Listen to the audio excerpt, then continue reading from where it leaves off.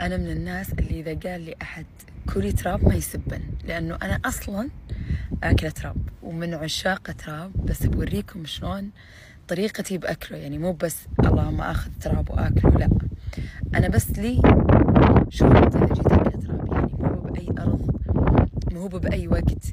مثلا الحين أمس كان في أمطار علينا، اليوم الأرض تعتبر رويانة، فشوف شلون الحين هذه الأرض كذا شوي يعني قاسية تمام من المطر.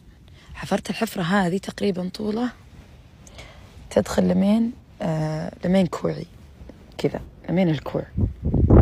طيب بعد ما دخلت أول شيء سويت هذه على جنب الطين علشان ما ينزل شيء من فوق ويدخل بالحفرة اللي باكل منها. طبعا بعد ما حفر ذراع آخر طبقة بس أطلعها هذه، بعدين هذه اللي راح ناكلها. حفرت إلى مين تقريبا وصلت لتراب نظيف، ريحته مرة حلوة، ريحة مطر. يلا من فضلك. أول شيء طبعا أنا استمتع، ترى المرة بوثقة يمكن يخف استمتاعي بسبب إني أصور، لكن بوريكم شيء تفردونه زي كذا زي كذا. أيوة نظيف صافي. أول شيء بحطه على لساني كتنظيف، تنظيف للسان، يعني بحطه على لساني أقول كذا بلهاتي. لهاتي يعني المنطقة هذه اللي فوق لسان اللهات. بعدين هذه بخليها، يعني ما راح آكلها، اللي بعده راح تنوكل زي كذا.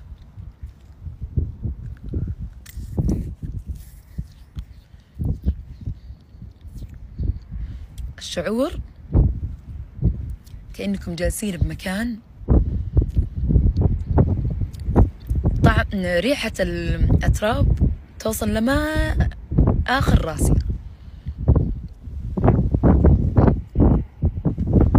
خلاص هذه تخلصنا منه، بعدين نرمي اللي حنا أكلناه هذا وناخذ جديد. بسم الله، هذه نطلع برا. بعدين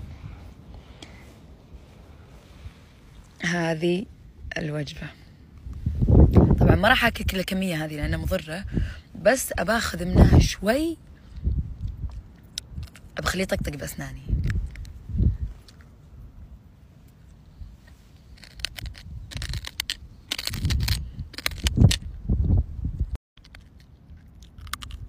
هذه أول لقمة، بس تراب يعتبر يعني المنطقة اللي نباها تراب اللي طبعا هذا من التحفير كله. المنطقة اللي نباها يعتبر ترابها رقيق، يعني خفيف مرة، فعادي إني آخذ ثاني، مو مثل لما يصير تراب شلون أقول لكم، مو لما يصير تراب مرة تراب الحبة كبيرة، الحبة كبيرة أكتفي بلقمة واحدة، بس الحين أحتاج لقمة ثانية.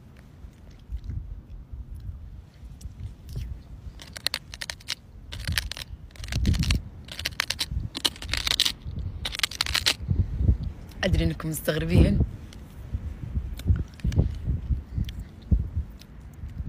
فيه لذة ما أقدر أوصفها، مرة بطل، كأنكم تشمون ريحة ربيع بس بوسط دماغكم، يعني الأجواء مرة بطلة. آخر لقمة، وعد آخر لقمة.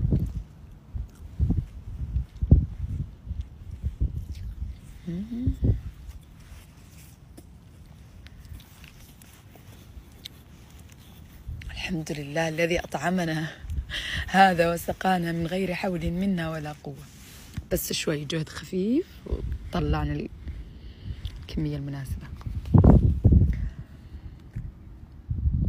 ما أنصح أحد يجرب هالتجربة، يمكن أنا حالة استثنائية أو حالة فذة، بس أنا اللي أعرفه أنه يعني عائلتنا الأغلب عادي عندهم ياكلون تراب، ويمكن يكون في أحد قال أنه ممكن تكون هذه وحمة بالأم وتصيب الابن.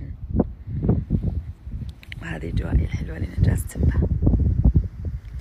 عادي لما أشوف نفود أشتهي تراب، فأنزل وأجلس بالنفود وآكل تراب بعدين أمشي. حد يضحك. عجب تقولون الحين زين كلي تراب. عادي والله ما بسبب. إذا قضيت أكلة التراب خلاص الحمد لله صحة وعافية. أحشي ثمي تراب بعدين أصير أسوف أسناني.